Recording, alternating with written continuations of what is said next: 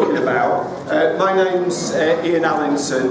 I'm currently working as organiser for RS21, but my background is I've been an activist in Unite the Union for many years, and 2 or 3 years ago I stood for General Secretary on a platform of trying to stop the union's support for some of the dodgy projects like Heathrow expansion and HS2 and for climate jobs. And I'm currently President of Manchester Trades Council, so that's kind of where I'm coming from. There's a couple of things I wanted to just flag up to people that for when we're at the end of the meeting, because I know what it's like, people have got trains to catch and whatnot.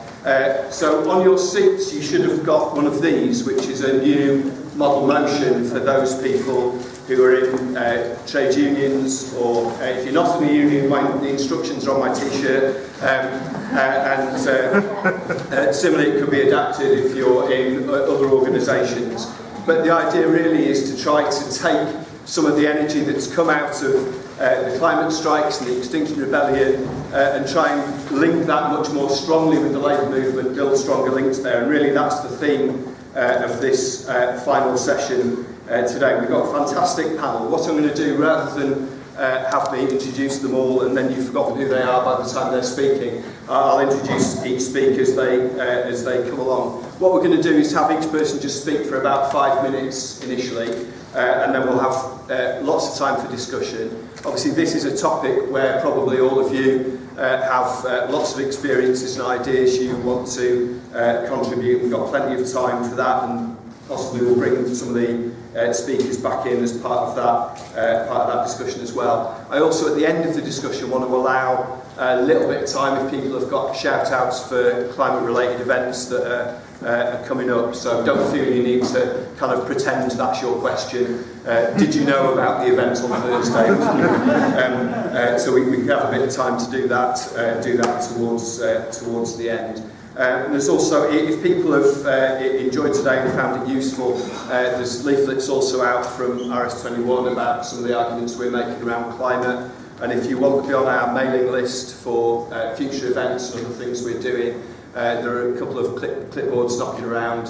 You can leave your contact details on us. I'm sure you're all grateful for. We can't just spam you because you've turned up at an event. So you do need to leave your details and allow us to send you stuff.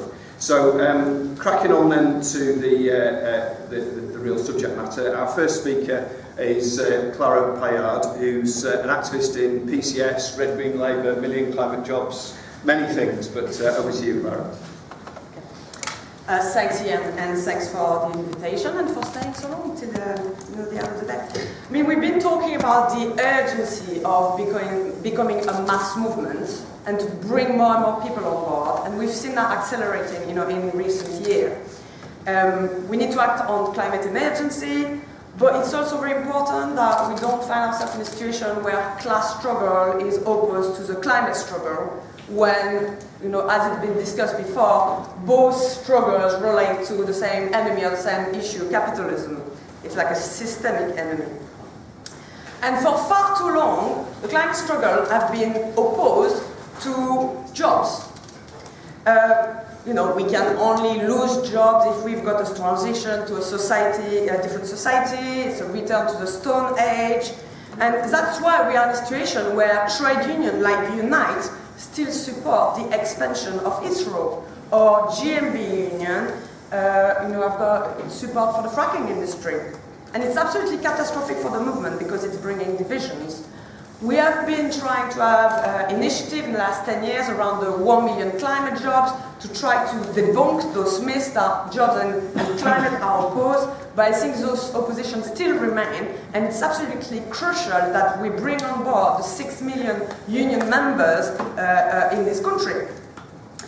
I always remember chairing an event in Durham just before the gala last year, where I had 2 ex-miners on my left-hand side and 2 women involved in the climate campaign on my right-hand side. One was an anti-mining activist, and the other one was from the Bakers Union, Sarah Woolley, who, by the way, has just been elected as General Secretary, which is brilliant. But I always remember one of the former miners starting his intervention by saying, if you are against coal, you are against coal miners. And then the room started booing, and as a chair I had to like bring back people together. At the end of, when he came back, he said, no, I do believe in the climate crisis, you know, after listening to all the contribution. He said, actually, I'm a vegetarian, and I've been all my life. And all those extinction of species are terrible. And then at the end, we're like best friend, he invited us to march with him. So it was like a really move to the right place that was reached through dialogue, and this idea of democracy we've been talking about is having those conversations, sometimes that can be difficult.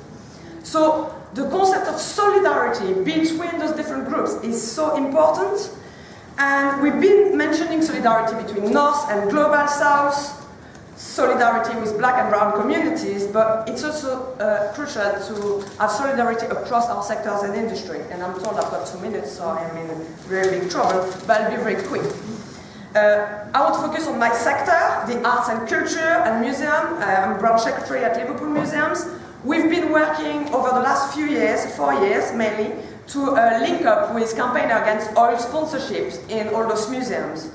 And it started when we had a strike at the National Gallery against the privatization of 400 workers. And actually the National Gallery used SCAP Force, funded by Shell, who was sponsoring a temporary exhibition, to open that part of the museum where we were striking. We also experienced this type of struggle at the Tate Gallery, where BP was sponsoring the Tate, where the Tate was employing a high number of zero-hours contract workers.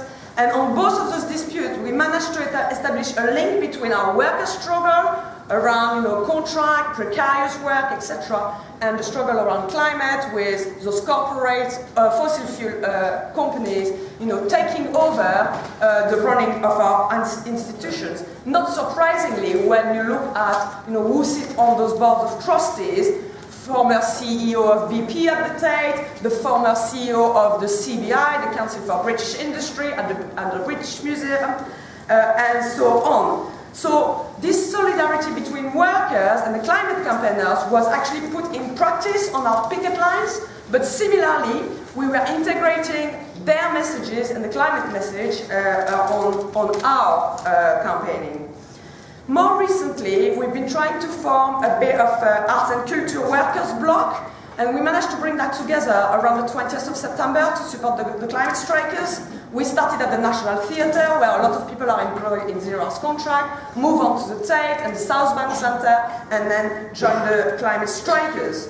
In my museum in Liverpool, we put on public activities around plastic and archaeology, but also about extinct paint species, and then during lunchtime, where a surprisingly high amount of my members came out, mainly young people, and we even recruited new union members because we were active on the climate strike. I will conclude, because I believe I've already gone over the 5 minutes, but I'll take a few 30 seconds. It was really encouraging that I attended the Museum Association a few weeks ago. This is like a sort of professional body for museums. The lineup of speakers was absolutely amazing, and a number of keynote speakers made the link between capitalism, climate, and museums and galleries. And I'll finish by quoting one of those keynote speakers, Clayton Thomas Muller, who is a campaigner for 350.org, but also an indigenous climate leader in Manitoba. He said, "Thinking about social movement and change sometimes can feel like turning a blue well around 180 degrees. But actually, it's more about turning over a school of sardines. And it starts with 1, then 2, then 3% of the sardines start swimming the opposite way of the rest of the school. When it comes to 10% of the sardines swimming the other way, suddenly the whole school of sardines turn around 180 degrees. And that's a bit of a tipping point in social movements. So I think that's where we are. We are moving towards some 10%. We need to have more people on board, and solidarity will be, the way we will do it. Thank you.